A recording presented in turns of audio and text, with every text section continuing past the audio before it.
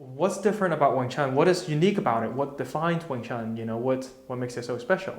I like that question. I think it's a very important one. I think it's one that you should think really hard about if you're going to choose Wing Chun as your martial arts.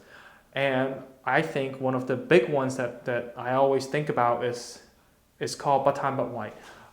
Batan means, you're not greedy. But Wai means you're not afraid. To be greedy means you're excessive. To be greedy means that you're using larger movements than you need to, more power than you need to, or you're trying to control your opponent. In Wing Chun, we don't control, we contain. We don't use excessive movements, we use precise movements. We don't use excessive power, we use precise power.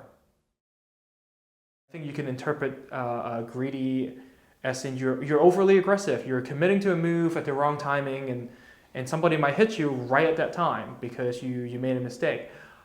But other times, I think it can also be something a little more subtle, like you're leaning your body a little bit too far forward, too far backward, and you expose yourself to somebody who know what to do with that.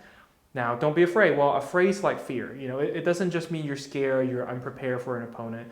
It's also when you act on reflex and you sacrifice your position because you do one of these and you gave up your structure, and sometimes you recover from it, and other times your opponents see that as a weakness and they capitalize on it, and it costs you, your fight.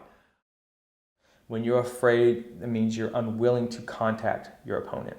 When you're afraid, you're unwilling to get close to your opponent. When you're afraid, you're shying away anytime there's a kick or a punch. With our Wing Chun, we teach stealthness. Not to shy away from punches, not to flinch, making sure if there's a kick or a punch, you deal with it right in front of you. How do you become Batan Bat Wai? How do you get there then? Well, to be neither afraid nor greedy in Wing Chun, we have 3 sets of movements that we practice over and over again with our relaxation and precision.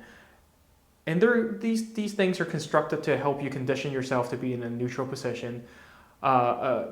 It makes you wait until the other person makes mistakes, and then you take advantage of it. And because these are just physical movements at the end of the day, you do have to train with the concept of Batan Bat Wai, and then you vigilantly work on it over and over again until you can execute it with that concept.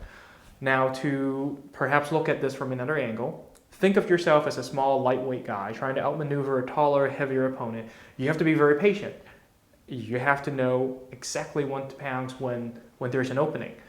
Well, here's a little bit of a thought that might stir the pot a little bit. Well, what if it doesn't work? What if you come in, you hit him, and it doesn't, he doesn't feel, he doesn't get deterred, and now you're opening yourself up to a hit.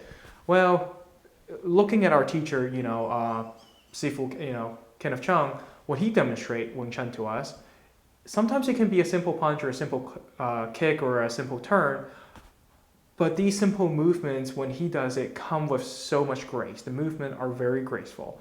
And of course, the grace comes from decades of practice, but just as importantly, he does these things with this concept of Batan Bat Wai, and through these decades and decades of practice, is now turned into very graceful movements.